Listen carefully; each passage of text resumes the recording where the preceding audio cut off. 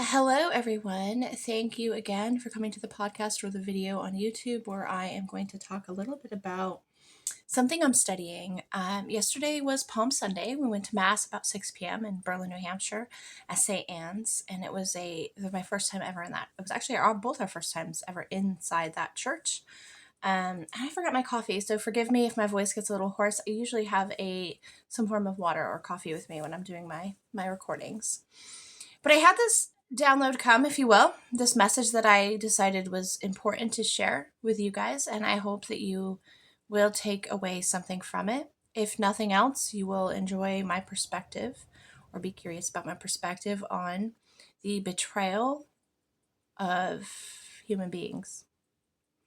And so I'm still studying Catholicism, and I'm learning more about different belief systems, and I'm learning about Jesus' story this week during Holy Week. And yesterday was, as I said, Palm Sunday, and a lot of magic happened in this house in my life.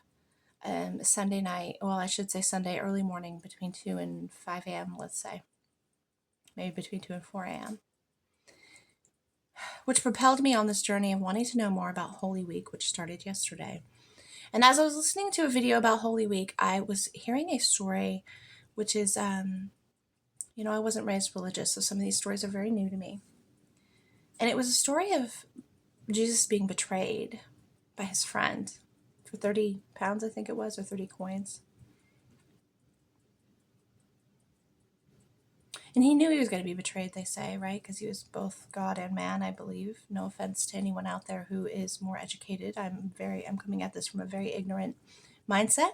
I'm a very open-minded person, so I'm just trying to soak it in. And this is less about the religious aspect, and it's more about the concept that I got from it, because I believe we should all be more Christ-like, meaning love each other, be kind to each other, have boundaries, right, in place. But we should be good. We should show up with good intentions, even when someone's tempting us not to be. And so what really struck me, though, was how a friend betrayed Jesus. A friend. And most of us will think in that moment of a friend who betrayed us. I can think of many friends who betrayed me, right? Or whatnot, or I felt as though I was betrayed. And it's really easy for us to think of the people that have betrayed us. It's so much easier to think that someone else is sinful, that is bad, that have done wrong to us. But how many of us pause and go, but wait, if that person, my friend, someone I called my friend, someone I called my lover, my husband, whatever it may be, my wife, my partner, if they can betray me for some sort of price, they can value my friendship in a monetary way or materialistic way, and not value our friendship in a spiritual, covenant, sacred bond way, and any sort of materialistic compensation, money, items, what have you, can weigh more in their world than me, how sad that is for their soul. How sad that is for them as a person. But what if I'm not much different than that friend who betrayed me? What if you're not that much different than the person who betrayed you? Sure, it's easy to sit around and go, woe is me, I showed up as my best, I love this person completely, and I was so good, and I was full of joy, and I'm a Catholic, I'm a Christian, I'm all these, I am good, right? But you're forgetting the entire point of this story. Jesus was betrayed by somebody who was his friend, I believe a disciple, somebody that he, I'm sure, knew was going to betray him, right? If he's man and God, then he knew, we kind of know these people in our lives that are going to betray us. It's really not lost on us, but we sometimes just kind of push it away like, oh no, they wouldn't do that. Our ego comes in. So never mind all that, because we'll never know for sure. This is just stories passed down from generations of experiences, and translated over time. So we'll never know the full real thing, because none of us remember being in that moment of time. But the biggest thing for me is to not focus on who betrays us, but who are we betraying? And not just in our actions, but in our thoughts and our minds. If you are married and you are having temptation thoughts about someone else, you're betraying your sacred union. You're betraying that trust and that love and that connection that that person expects you to be at all times. Or, I mean, we're imperfect. It's, here's how I handle that temptation idea of like, you're betraying your spouse by thinking of someone else in that way, in a way that you should only hold for your spouse or your partner, the person you committed to be in a relationship with. If you're having temptations, which are thoughts of someone else in a way that should only be reserved for that special person, then you're betraying them. Sure, they don't know it. You're not going to go tell them, I'm sure. But you know it and God knows it, right? Spirit knows it.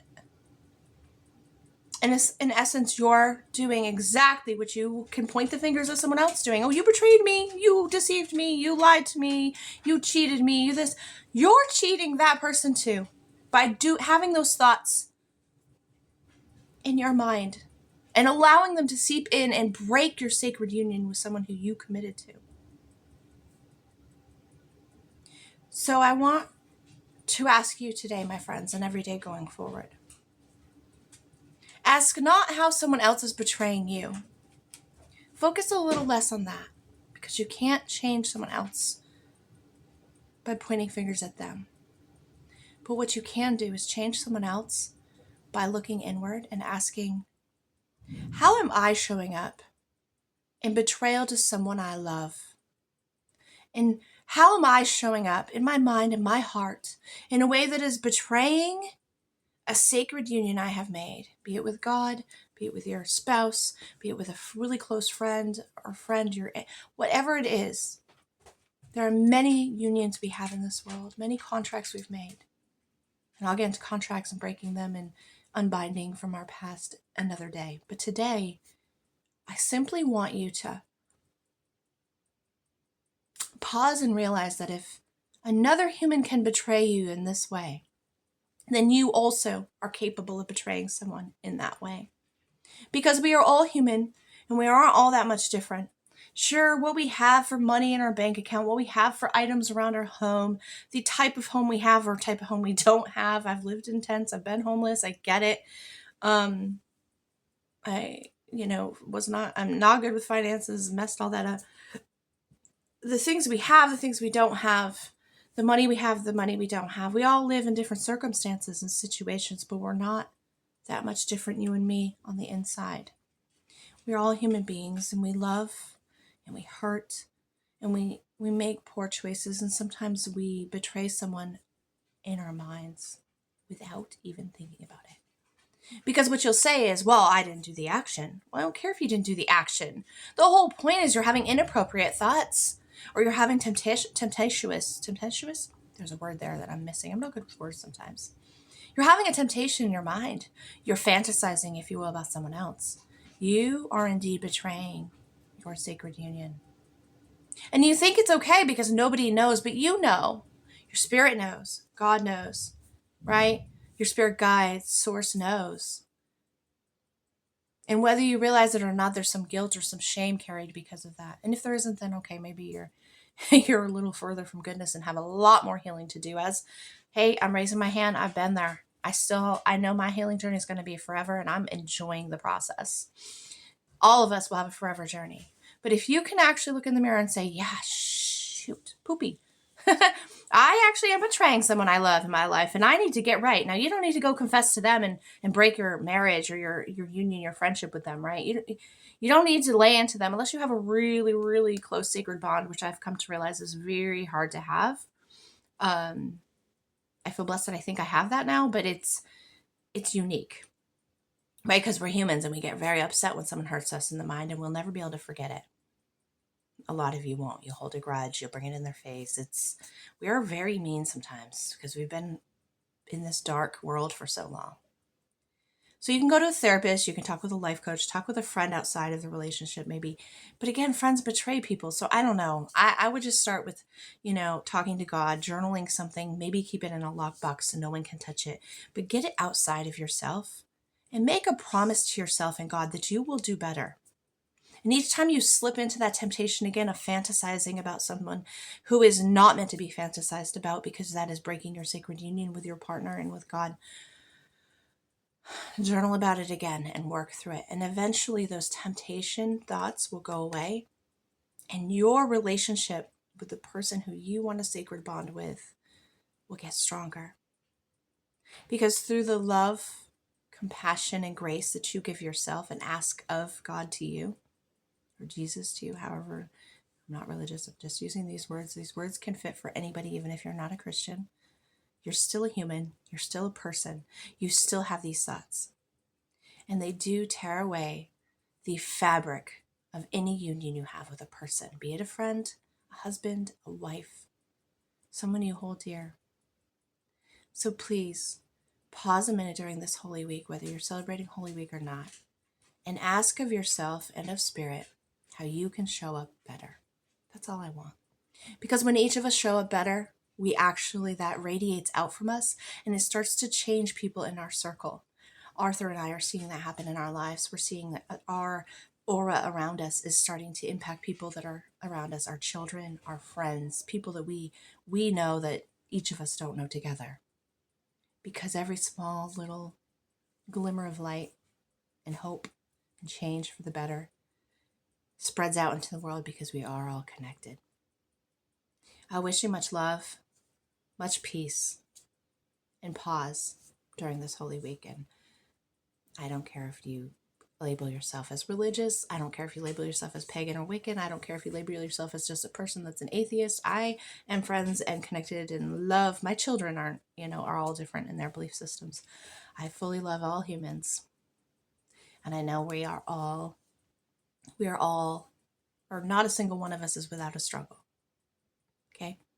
You're not alone. I'm sending you love.